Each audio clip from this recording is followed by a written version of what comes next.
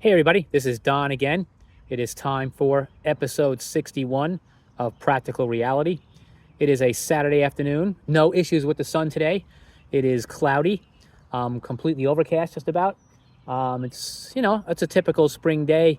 Not very warm. I would say it's like high 50s, low 60s. There's a chance of rain, so I hope I can get this whole video in before I have to run back to the car. But I wanted to talk today about something that's always in the news, and it's something that I think people have not necessarily a great understanding of, and that is power. And I'm not talking about the power that is shown, every day in the media and this kind of thing. I'm talking about your own personal power. And I'm going to relate that to what you see every single day. So let's talk about that for a second. What kind of power do you see displayed in the mainstream media every single day? It is arrogance and money and corruption and people who are using their power to assert their dominance or their position and put other people down in the process, make them feel as if they are powerless. And I don't think that that's a very good use of power there's no redeeming social value to that use of power. The only reason that people use power in that manner is to stay in power or to gain more power for themselves. And that does not serve society in any way, shape, or form. And I began thinking about that, thinking to myself, why? What is it that drives people to have that need for power, to be dominant over others? What's the attraction there? And I can get to the root of it. It's a drug. Power is a drug, just like anything else. Once you start having it, you want more of it. And then you want to accumulate more and more and more. It's like the people who are so wealthy, they never have to work another day in their lives, and yet they still want more money. And why is that? It's, to me, that's a sickness.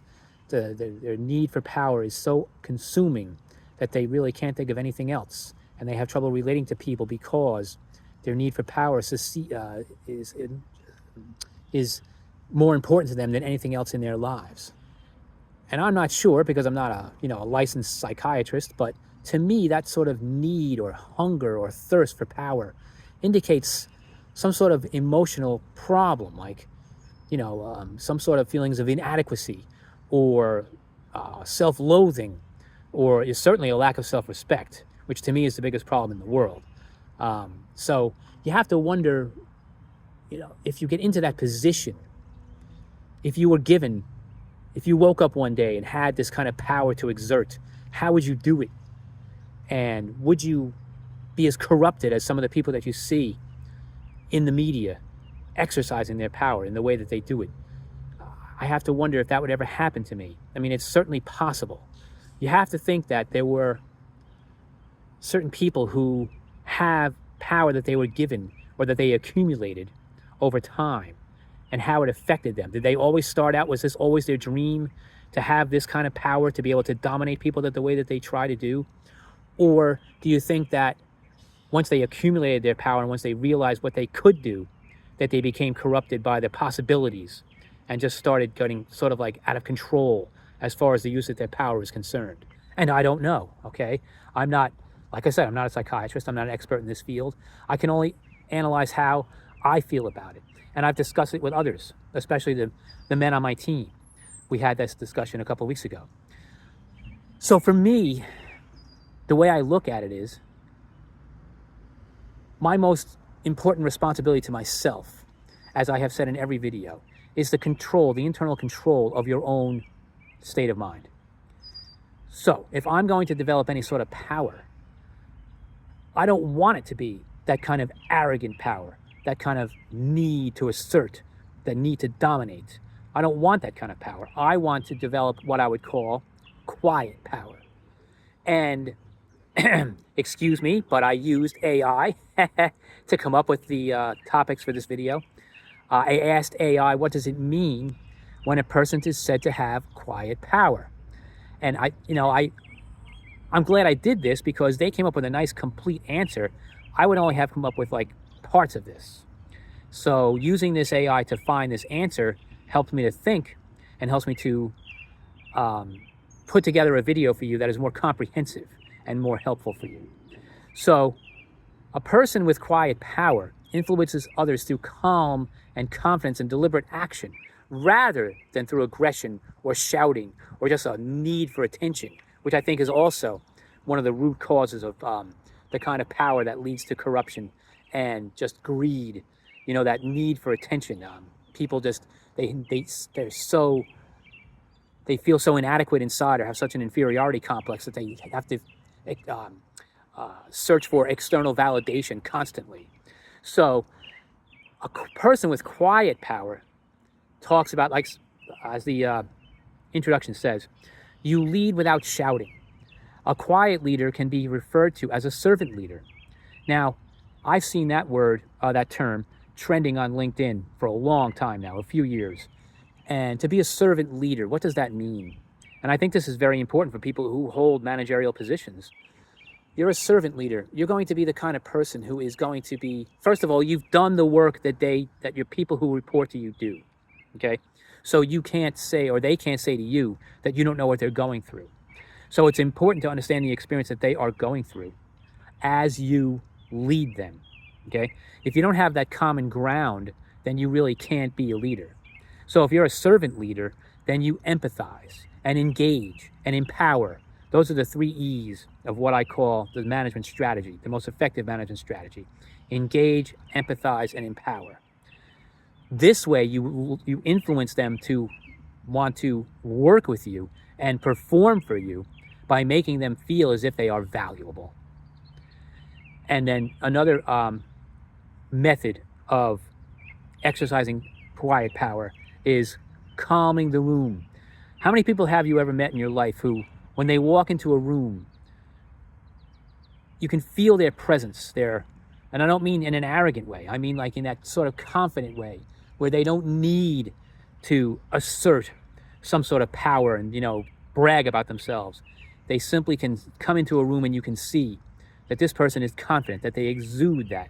And you can tell that this person doesn't need to do that kind of thing to make himself known or to be felt as powerful.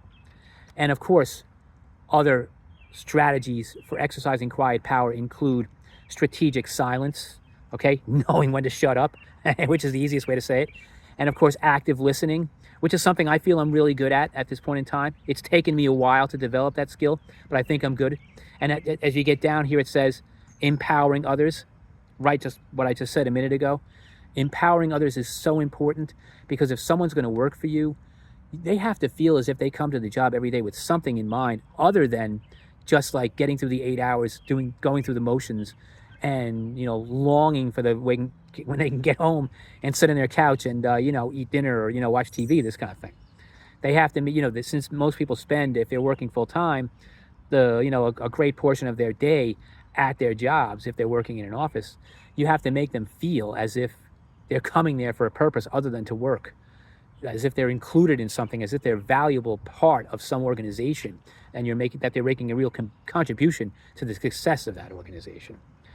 So, that's one way. Those are what I would call like the characteristics or the personality traits of a person who exudes quiet power. So then naturally, the next question is, how does a person go about developing this kind of quiet power?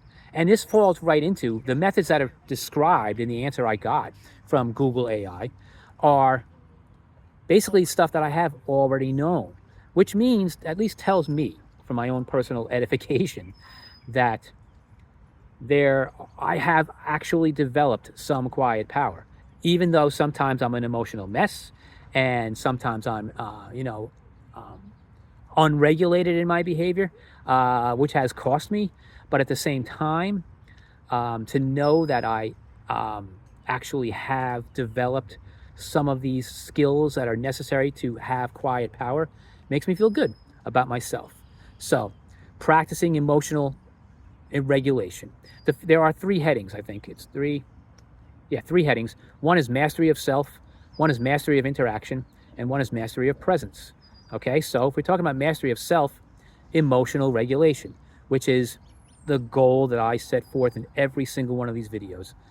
Regulating your emotions, having a calm inner state of mind, maintaining a high vibrational frequency, an attitude of gratitude is the most important thing that you can do to make yourself, or to bring yourself into a state of peace of mind and to feel a life that feels like it's worth living, that's it's worth getting up for every day, instead of getting stuck in a rut where you feel isolated or alone, or like nobody cares about you, or you're not making any sort of contribution to society.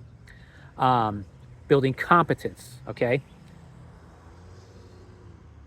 Focusing on being the most prepared person in the room without announcing it, all right? So what does that mean?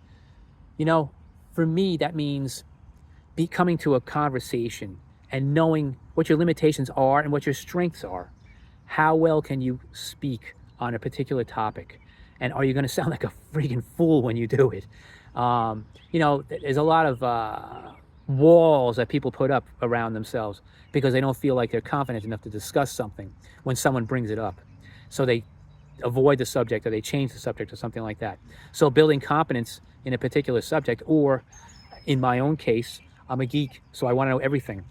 So I try to build my competence in every area of life. Am I succeeding? No, but it's a nice goal to shoot for, and it's a nice thing, a nice way to spend your day. The next one is value your word.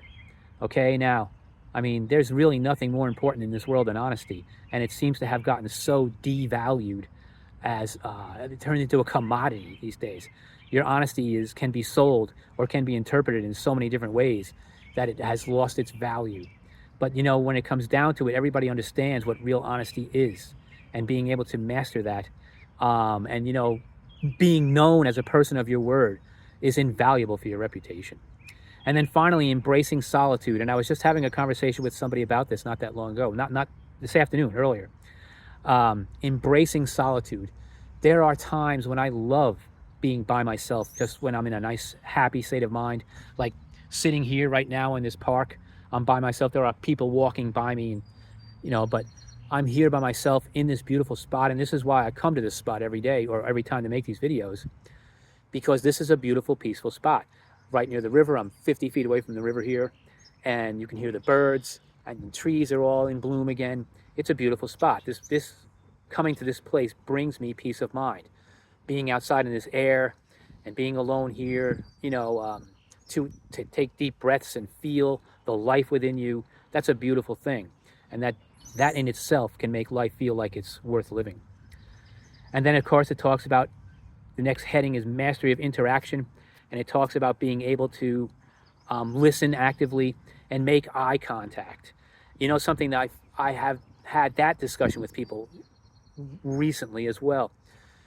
When you talk to somebody, you look them in the eye, and I see so many people who don't do that. And when you see people who are not looking you in the eye, you wonder why. I don't think it's my problem. I don't know I don't think they would even consider themselves to have a problem. I just think that they feel like it's not necessary to look you in the eye. Or maybe there's something going on that they don't even understand about themselves, and I can't put a finger on that. But to me, making eye contact is genuine communication. How do you actually speak to somebody who doesn't look you in the eye? How can you tell that they're listening to you, or that they take what you say as valuable? When someone looks you in the eye and you can make good eye contact with somebody and smile at each other and have a real conversation, that's when clear communication happens. And that becomes something, that's a skill that you can master. And I just think that I've always valued that eye-to-eye contact. And if I don't see it, then it definitely lowers the quality of the conversation. And then, of course, acknowledging others, which is also another thing that I said. Acknowledging others means, you know, showing them that they have value and that they have worth. And, you know, given the fact that society strives so hard to make you feel completely powerless, I think that the power that you can exercise when acknowledging somebody and their presence and their contribution to the conversation, to the situation, whatever, that makes them feel as if they have worth and can lift somebody, because you never know what somebody's going through when you're talking to them. So if you can make them feel as if they are valuable, you might even be able to turn their whole day around. And I think there's nothing negative about doing that for somebody. And then mastery of presence, improve your posture. Well, I am sitting straight up on this bench, even though it's killing my back. There is no back support on this bench. There's no back part of this bench to me. So, I mean, if I sat here for an hour like this, my back would be killing me. But I am sitting straight up and I am presenting myself and looking straight into this camera as I record this video. So I'm proud of myself for that. Then it says, move deliberately. Avoid rushing or fidgeting. And wow, there's one area of improvement that I need for sure, because I find myself rushing all the time. I just recently brought that up in a meeting with my men's team. I need to stop timing myself to do everything. I wake up, I look at the clock in the morning. If I woke up at the same time, it's like 6:45 a.m. and I'm thinking, okay, by 7:15 I have to have breakfast ready. By 7:50 I have to be in the shower. By 8:20 I have to be ready to work. And yes, all of that is true. But do I need to, watch and time myself through every step of it every morning? No, I really don't. It wouldn't matter if I got there at 8:23 or not. It's just one of those things where I'm in such a habit of keeping myself timed. It's like ingrained in me by my father, who wanted to be on time for everything he ever did. And that's part of the way I was raised, and it's very difficult to defeat.